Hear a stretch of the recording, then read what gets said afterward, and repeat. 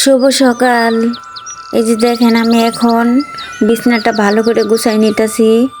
আর আজকে আমার খুবই ঠান্ডা লাগতেছে, এর জন্যে ওড়নাটা মুড়াই নিয়েছি মাথা দিয়ে।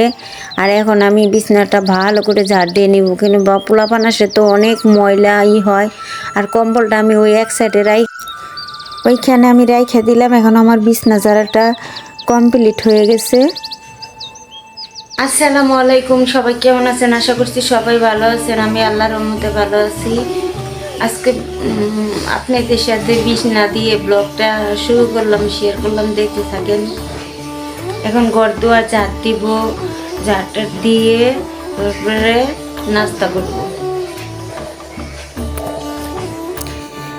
এখন আমি ঘরটা ভালো করে ঝাড় দিয়ে নিতেছি। এখানে খাটের কোনারে ভালো করে ঝাড় দিয়ে নিতেছি। আমি আরও একবার ঝাড় দিয়ে নিয়েছি পাটিটা উঁচা করে। এখন আবার উপরে আমি ঝাড় দিয়ে নিতেছি ভালো করে। ডামের চিপাই চাপাই যেখানে ময়লা আছে সেখানে আমি ঝাড় দিয়ে নিতেছি। কারণ সাদা টাইলস তো অনেক ময়লা হয়, তার জন্যে ভালো করে ঝাড় দিয়ে নিতে হয়। আমি অনেকবার ঘর মুছি, সারাদিনে 2 বার ঘর মোছা হয় কিংবা 3 বার।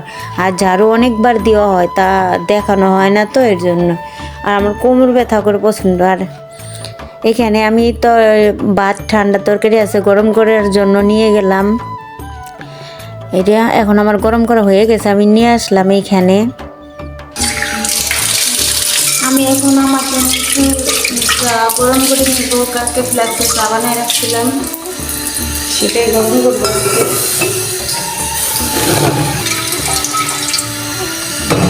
এটা নিয়ে যাবো।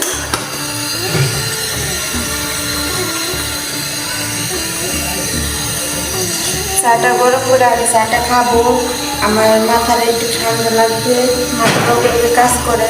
আমার প্রচণ্ড মাথা ব্যথা খায় প্রত্যেক দিন। আমার চাটা গরম করা হয়ে গেছে। মনে করেন সকালবেলা চা না খেলে আপনার মনেই হবে না যে আপনি কাজ কাম শুরু করতেই পারবেন না।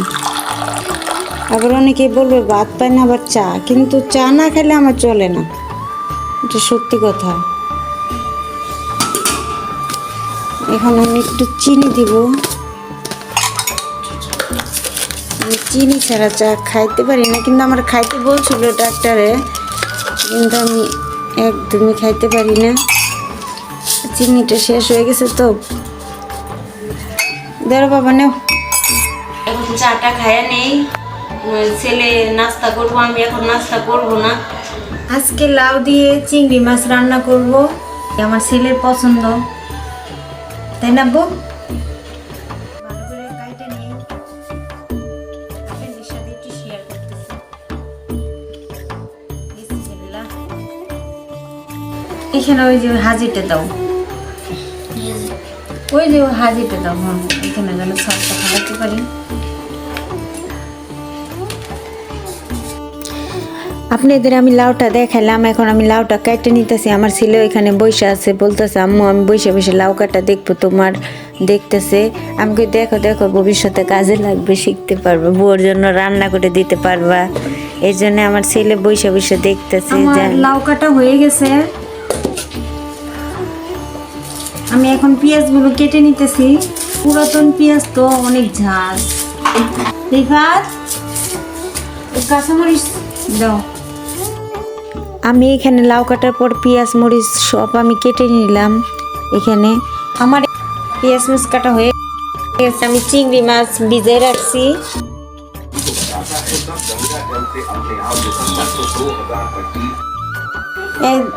এই দেখো কত থাল বাটি পড়ে আছে, সব মাজা ঘষা করা লাগবে, এইসব এলোমেলো হয়ে রয়েছে, সেই সব গোছার লাগবে। কত কাজ বাকি আছে আমার আজকে।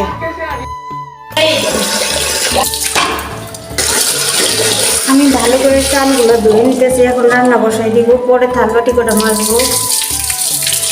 আগে ভাত বসাই দিই, তারপর মাজা ঘষা করবো। এখন আমি ভাত চুলায় দিয়ে দিতেছি, যে আমার চাল দেওয়া হয়ে গেছে।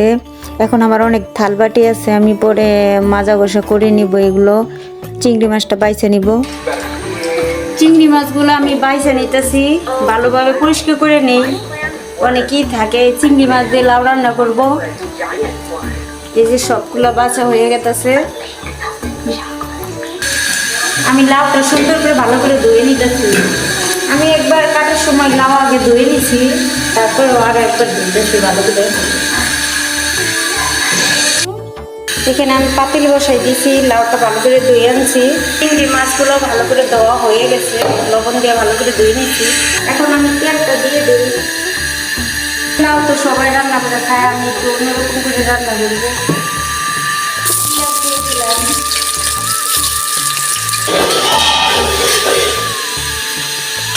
আমার পেঁয়াজটা ভাজা হয়ে গেছে। এইখানে আমি এখন পেঁয়াজ বাটা, এটা হলো আমদানি সস বাটা, কাঁচামরিচ এখন আমি দিয়ে দেব। একটু নাড়া নাড়া ভাজা ভাজা করে নিয়ে তারপর হলুদ মরিচ দিয়ে দেব। আমি এখন লবণটা দিয়ে দিলাম। হলুদ বেশি দিব না, অল্প একটু হলুদ দিব। থাকি মানে শেষ হয়ে গেছে, আমি দিয়ে দিলাম। এখন আমি এটা ভালো করে নাড়াচাড়া দিয়ে দিব। দিয়ে দিব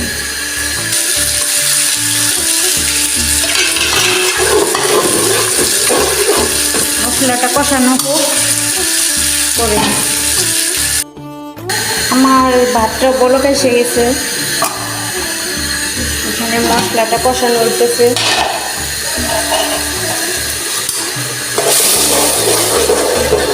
ভালো মতো কষে নিব তো গন্ধটা না থাকে পেঁয়াজের। আমি আরও একবার ডাইকে দিই, ডাইকে রেখে মশলাটা কষাবো। আমার মশলাটা প্রায় কষানো হয়ে গেছে। আমি এখন ধুয়ে রাখা চিংড়ি মাছগুলো দিয়ে দিব।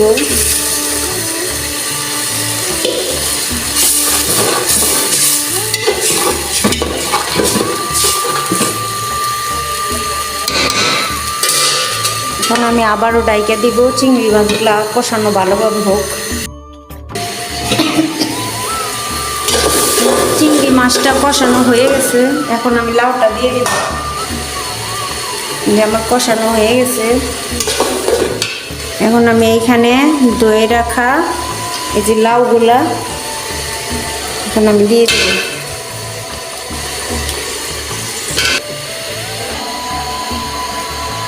ভালোভাবে মশলাটার সাথে নাড়াচাড়া দিয়ে মিশিয়ে নেব। আর আমি একেবারে ঝোল দিয়ে দেব, বারে ঝোল দিব না। যেহেতু আমার মশলাটা ভালোভাবে চিংড়ি মাছের সাথে কষানোটা হয়ে গেছে, এখন আমি ঝোল দিয়ে দিব। এখন আমি ঝোলটা দিয়ে দিতেছি, একবারেই দিতেছি। কেন মানুষ আর কি ঝোল দিয়ে কষায়, আর আমি একেবারে দিয়ে দিব, বারে দিব না। বললাম না এটা অন্যরকম রান্না। মানে আমার আম্মুরে দেখছি এরকম করে রান্না করে সব সময়, ছোটোকালে রান্না করতে দেখছি, খাইতে আমার কাছে খুব ভালো লাগে। মানে যার যেরকম ইচ্ছা সেরকম রান্না করে, সে অনেকে রসুন বাটা জিরা বাটা দেয়। আমি এখানে শুধু আমদানি সস বাটা দিছি। আমিও অনেক সময় আদা বাটা রসুন বাটা দিই, কিন্তু আজকে দিই নাই। এখন আমি ডাইকা দিলাম হোক। এখন থালবাটিগুলো মাছগুলো ওইখানে আমি রান্নাও করতেছি, এখানে আমি থালবাটিগুলো মাইজে নিতেছি ভালো করে, যেন আমার সব কাজ কামও হয়ে যায়, রান্না বান্নাও শেষ হয়ে যায়। আমি এখন সব কিছু মাজা ঘষা করে ধুয়ে ফেলাইয়া নিয়ে তারপরে আমি ঘর দুয়ার মুছে নিব। দেখতে থাকেন। এখানে তো রান্না হইতেই আছে হোক। আবার আমার ছেলে খাইয়া নিছে, এইটা আমরা রাত্রির জন্য রান্না করতেছি। এখন আমি সব কিছু ভালো করে ধুয়ে টুয়ে নিয়ে তারপর ঘর দুয়ারগুলো ভালো করে আবারও মুছে নিব, আরও একবার ঝাড় দিয়ে নিব, তারপর আমি মুছে নিব ভালো করে। এখন আমি এই যে চামচগুলো ধুয়ে নিলাম, গিলাস মগ সব কিছু আমি ধুয়ে নিতেছি। কড়াই টড়াই কালকে তরকারি রান্না ছিল, এটাও ধুয়ে নিতেছি।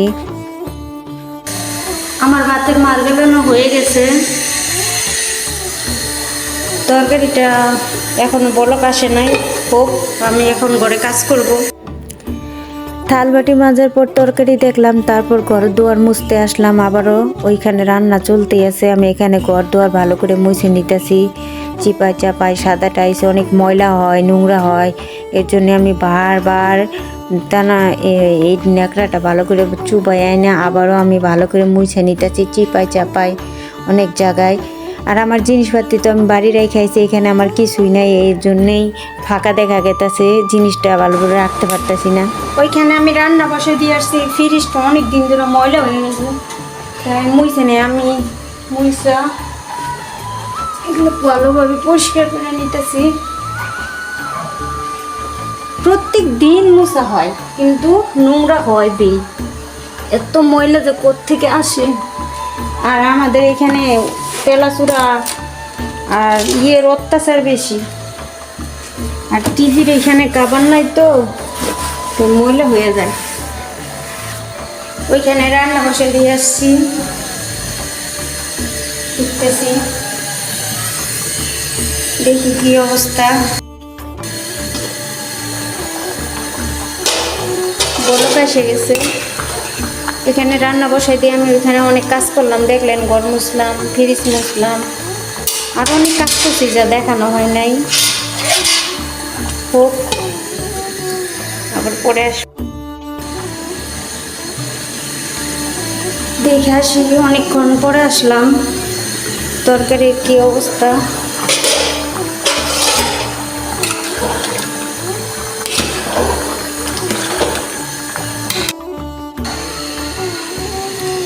আবার দেখতে আসলাম,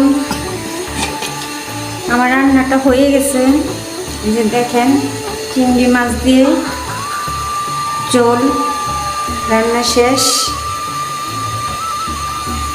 এখন নিয়ে যাব, আমার এখন সব কাজ কাম শেষ, চুলার পর থেকে আজকে রান্না বান্না শেষ। এখন আমি গোসল টুসল করে একটু ফ্রেশ হয়ে নেব। এটা রাত্রির জন্য রান্না করলাম, আমরা দুপুরে খেয়ে নিছি।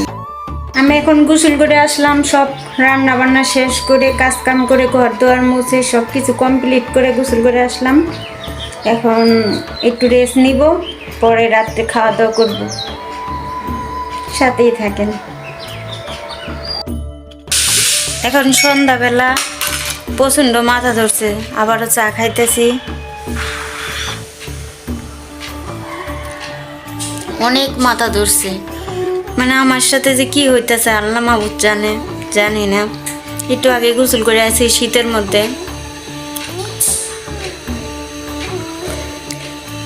অনেক মাথা ব্যথা। আমার ছেলে আমার জন্য চিজ কিনে আনছে, অনেক স্বাদের চিপস, এটা জাল জাল, অনেক মজা টেস্ট। তুমিও আনতা? আমি বিস্কুট খাবো। তুমি বিস্কিট খাবা?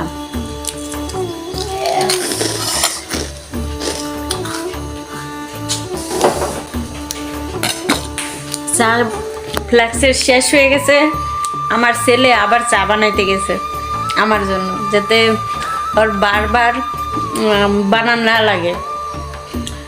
ও অনেক কাজ কাম করা শিখে গেছে, দোয়া করবেন ও কোরআন শরীফ নিয়েছে, ও যেন ভালো একটা হাতে চুইতে পারে। রিফাত আসো আব্বু,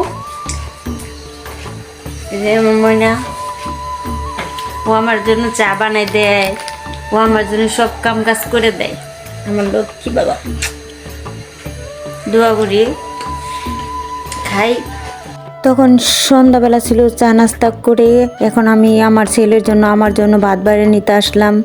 এই তরকারিটাও বেড়ে নিতেছি আমার জন্য, আমার ছেলের জন্য। বাবুর বাপ নাই, তাই আমাদের একা খাইতে। আর আপনারা জানেন আমি অনেক দিন ধরে অসুস্থ, খাইতে পারি না, কিন্তু এখানে অল্প ভাত নিছি। আমার জন্য ভাত বেড়ে নিছি, ছেলের জন্য নিলাম। দেখলেন, খায়া দেখি কেমন হয়েছে।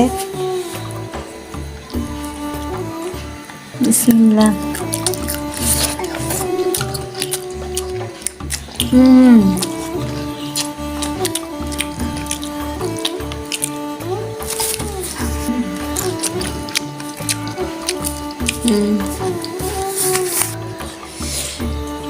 এই যে আমার ছেলে ভাত খেতেছে, লাউ তরকারি চিংড়ি মাছ দিয়ে।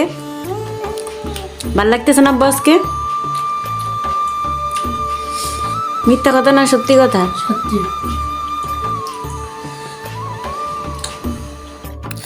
আজকে লাউ তরকারিটা অনেক মজা হয়েছে, অনেক শান্তি মতো ভাত খাইলাম। সবাই সুস্থ থাকবেন, ভালো থাকবেন, সাথী ফ্যামিলি ব্লগের সাথে থাকবেন। আল্লাহ হাফেজ। Bye bye.